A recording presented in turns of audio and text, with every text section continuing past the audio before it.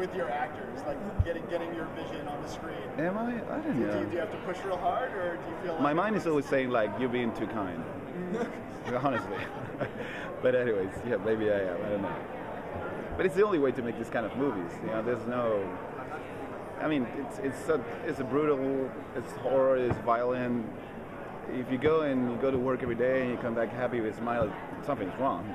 The actors are exposed to many levels of craziness.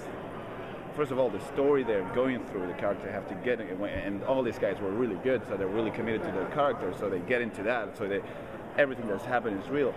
I love to tease them with real things. I don't like that, well, imagine that something is happening right here. No, it's just like we throw something at them and we make them react to a lot of things. So there's a lot of scares that they have in the movie that are for real. Every time you see some of them reacting and things, it's because we're not shooting and they're like waiting for, and we roll and it will do some crazy noise. You know, have this big thing you use, when you have to make the noise and it's a big camera, so it's a huge thing. It will scare the shit out of them and stuff like that. So they were in the edge all the time because they didn't know what's going to happen next and what we're going to do. So we did a lot of those things to keep them. That also makes the adventure more interesting for them, right? But it is. I mean, I remember walking into the kitchen after we make the scene where this girl just, spoiler alert, lost her arm, and she's like covered in blood and everybody kind of, we're wrapped and we're gone and it's like, where is Liz, the actress that was playing that part? And I go back to the kitchen and she's like against the wall. She's looking at me like, are we done? Like, yeah, everybody left. Because they were exposed to such a level of, I mean, just covered in blood. Like, completely, I mean, we did like 20 takes of something that was brutal and violent and some of them, they were like, nobody was completely broken, unfortunately. but we tried.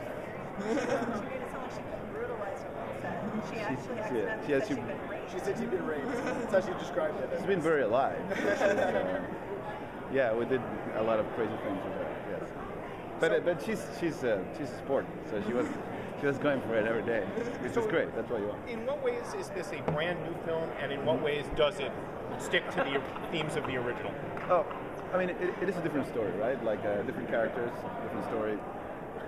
It's the same mythology, right? Same book. I mean, same name of the book. The render is different, not completely different, but it's different. So you have the book. You have the way they unleash the evil is quite similar to the original. And so the mythology is the same, but the story is different. So things that's going to happen are different. I think the original of that for me is like, this is very too psychological, but it's a lot about women driving men insane. Like usually horror movies are the other way around. It's a girl running and some dude with an axe chasing her. And Evil Dead is one of the few where it's completely the other way around. The two guys are like freaking out and the girl's like driving them crazy. Because it's the girl that turns first, right? But then it's, Ash will stay at the end, but the logic of it during a long time is just them going crazy. The girlfriend going crazy, like singing, why are you torturing me like this, right? It's all about the torture that this girl put on this guy. So that's the theme that I've been always passionate in my life, for some reason. I like the idea of the woman being torturing the man, like psychological, physically, and that's what we bring. That's one of the main ideas you will see in the movie all the time. It's about the main characters, men, like being exposed to all the craziness. I love it. So it's part of a community. With your take on it, is it flat out demons from someplace else taking over the bodies of these kids, or is there more a psychological aspect to it where the manifestations of their own fears and angers are coming out? There's a mix of that, yes. There's it kind of acts, it works in a way, it works as a real revenge flick because the main character played by Jane, she, in some point of the movie, she feels betrayal by her friends. So she's like, everybody's trying to help her, but in the wrong way, I think. So she feels betrayed by all of them. And when, of course, the demons start coming in and all of that, everything they do is tied to the story. It's not just because. There's a reason why everybody attacks everybody. And that's the beauty about anything demon movie, right? It's not the same as a zombie, just go for you, right? He'll either eat you or attack you because he's angry or because he wants to eat brains. Whatever it is, the zombie just goes, and you don't negotiate with them. That's why they're scary. The demon, I think that the person that is possessed, for me, it's more scary. First of all, because the person is still there, and usually they bring the worst out of them. In some movies, well, not all of them. I think that's something that happened here definitely. Like it will take the worst of them. Like it will make them say the thing they would never say. They would say it. They would become very violent and aggressive. That's how the possession start actually. How they get. Some of them get possession like this. Some of them is slowly. It's a slow process. But yes, I think it's a pretty particular creature because of that. Because the person is still there. So it's relevant, right? You want to save the person that is possessed. You don't want to just go and kill them, which is kind of, I think, one of the differences with this one and the original is that we took care of that part. Because part of why the first one, it's like out of control and outrageous. Maybe because the 70s was like, Bruce will go and beat the hell out of the girl, and it's like, come on, dude, it's your girlfriend, and bah, and he hits her. You can have that today, thank God. And so it's kind of that's what makes them powerful, because they jump in at you with a box cutter and they want to cut you, and it's your sister, so you cannot just go and shoot her in the head. Like, come on, like you're gonna do whatever you can to try to save her or do, and that's what the book has. In this movie, the book has a lot more room than the originals, because the original the book is there but it's a lot about the tape in the original, right? The book is kind of there, and they read it from the. But we made this one way more about the book, so they even read more about more pages of the book. They know more. So part of the trick of how to solve this, the answer would be in the book in a way. And so that's why I think, going back to your question, yes, it's like the beauty about these demons is that there's a loving one inside them, and that makes them indestructible in a way, because you don't want to kill your brother or your friend just like that. Yeah. But sometimes some people do.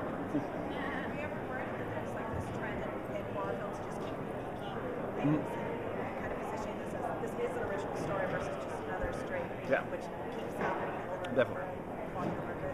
Yeah. Well, what's the question? Were you ever worried about how there's that trend and trying to differentiate yourself? Oh yeah, definitely, but not really worried, because it's very simple, because I can say whatever. I'm here to promote the movies. I always gonna say like, yeah, of course this is different, but don't take it for what I'm saying. It's just like it's very simple equation here. It's like, most of those movies that happened in the past, they're original movies from the 80s. They were a hit, so they're owned by a studio that it's a big brand that has a file of, we control these properties. Let's make a remake about what about this one?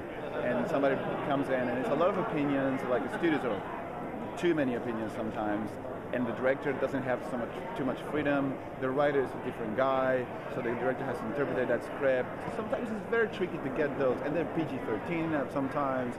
So that's, I don't get, real horror PG-13. I don't know. And so, and this one is the difference here is like Evil Dead being such a big title. It's still just controlled by Sam, Bruce, and Rob Tapper, the same three guys that made the original when they were 18. So when it came to the moment, time to make this one, it's just them and myself and my co-writer somewhere around. It's my friend since we were 12. My best friend, and we just sit down together. And they're like, hey, how are we gonna make it? We're gonna do that. We're gonna do this. We wrote the script, so we wrote the script from scratch, and so this it is one vision, right? Because their job as a producer, and Sam being a director, he knows that his job, in order to get a good movie, is to protect the director's vision as much as he can, and protect it from like, no, let's not do that because the audience is not good, or let's not do this because they're right. No, just go for it. That's what Sam was always pushing me to do. Like, he would support me 100% in everything. I'll go like, what about this? You like it? Yes, do it. So it's like such a completely different approach to the movie. It was a completely independent film in a way. Like, we were out in the woods making the film, and it's me and one of them sitting there with us, like making things happen. Like, let's try this, let's try that other thing, let's do something different, which is completely different from a studio movie set, right? So I think that kind of give you an idea that there's a completely different way to make movies. You have completely freedom about doing it. What's your gut instinct on how it's coming together? If you can be objective, one, and two, how ready are you to do more of these if this one takes off? It's going to be the last question, guys. Okay. I think it's coming together great. It's really, I mean, it's a torturous process making a film, right? It's your baby. You don't. It happens the same for good and for bad. You know, like people have a baby that is horrible. They say, like, this is the most beautiful thing ever. Yeah.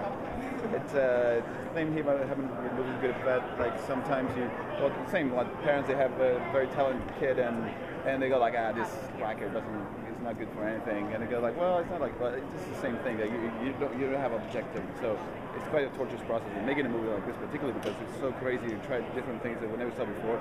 In many levels, even the storytelling and the way the plot evolves, the things we try, it's just very weird. So we're not stepping on safe ground. We didn't want to do that. Stepping on safe would mean literally repeat what you already saw in the movie. Oh, it worked back then, let's do it again. And we didn't do that. We're like trying to do completely different things. So I'm very happy with how that turned out. But it wasn't until I showed it for the first time to Sam, that was 3 weeks ago. Like I finished my cut and I goes, okay, this is the movie. Okay, fire me now.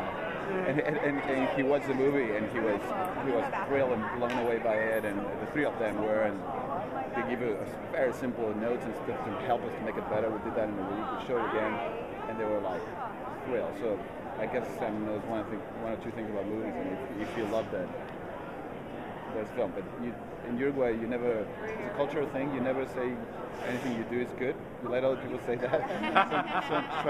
So we don't sell ourselves. We don't go like, yeah, my movie's amazing. That's like embarrassing. So I would never say that.